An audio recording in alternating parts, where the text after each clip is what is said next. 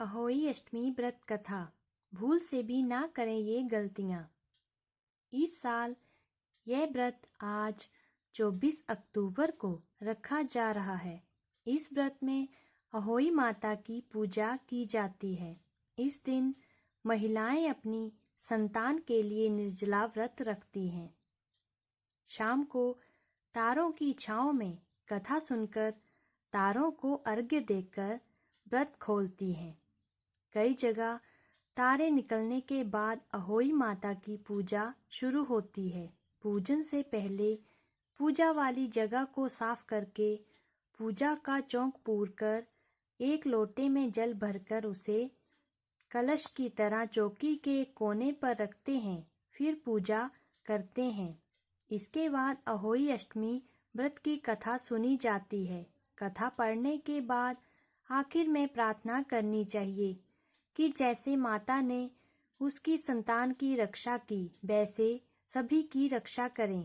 प्राचीन काल में एक साहूकार था। उसके 7 बेटे और 7 बहुएं थी। इस साहूकार की एक बेटी भी थी जो दीपावली में ससुराल से मायके आई थी।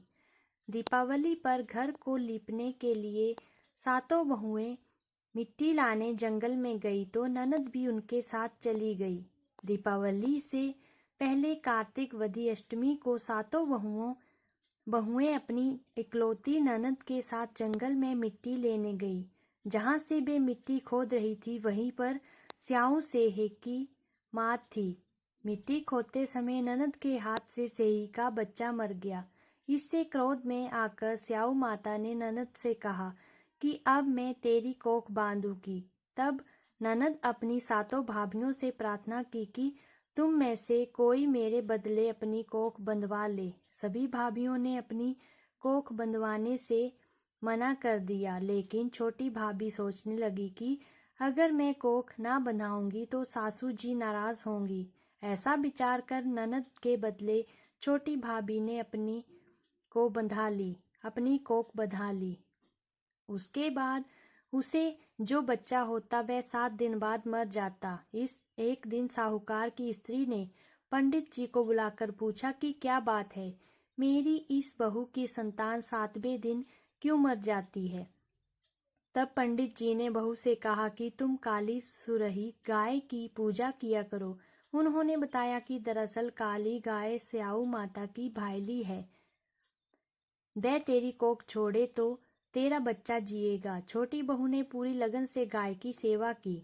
एक दिन गौ माता बोली कि मेरे जागने से पहले कोई रोज मेरी सफाई कर जाता है, सो आज देखूंगी। गौ माता खूब तड़के जागी तो देखती है साहूकार के बेटे की बहू उसके नीचे सफाई आदि कर रही है।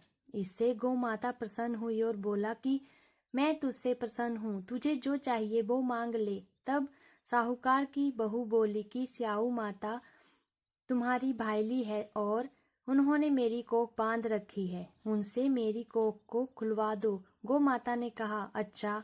तब गौ माता 7 समुद्र पार अपनी भाईली के पास उसको लेकर चली। रास्ते में कड़ी धूप थी, इसलिए दोनों एक पेड़ के नीचे बैठ गई। इतने में वहां से एक सांप दिखाई दिया।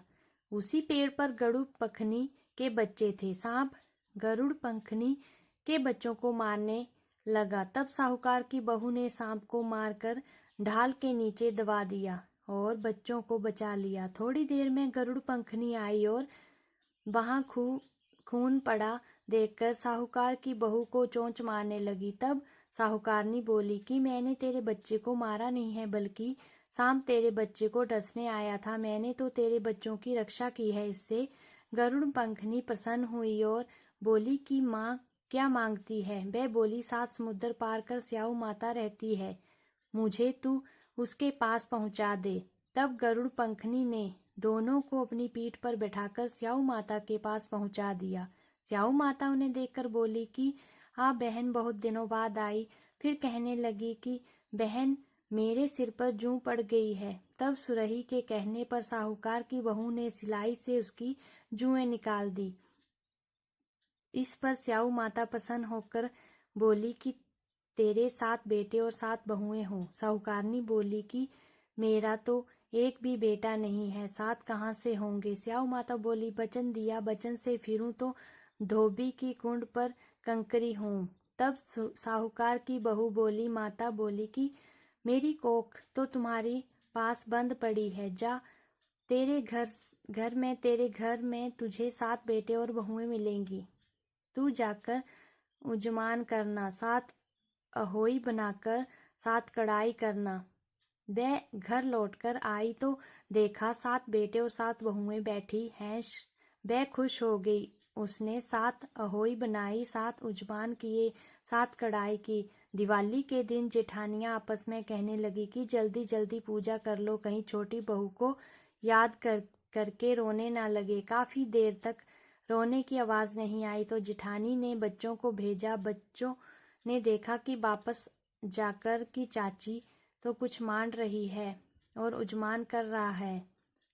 यह सुनते ही जेठानियां दौड़ी दौड़ी उसके घर गई और जाकर पूछने लगी कि तुमने कोख कैसे छुड़ाई? वह बोली, तुमने तो कोख बंधाई नहीं, मैंने बंधा दी। अब स्याऊ माता कृपा करके मेरी कोख खोल दी है। स्याऊ माता ने जिस प्रकार साहूकार की बहू की कोख खोली, उसी प्रकार हमारी भी खोलियो, सबकी खोलियो, कहने वालों की और हुंकार भरने वालों की तथा परिवार की कोख खोलियो। जय माता दी। दोस्तों, अगर आपको हमारी आज की ये वीडियो पसंद आई हो तो हमारे इस YouTube चैनल को लाइक, शेयर और सब्सक्राइब करें। कमेंट में जय माता दी लिखना ना भूलें। आपका बहुत बहुत धन्यवाद। जय माता दी।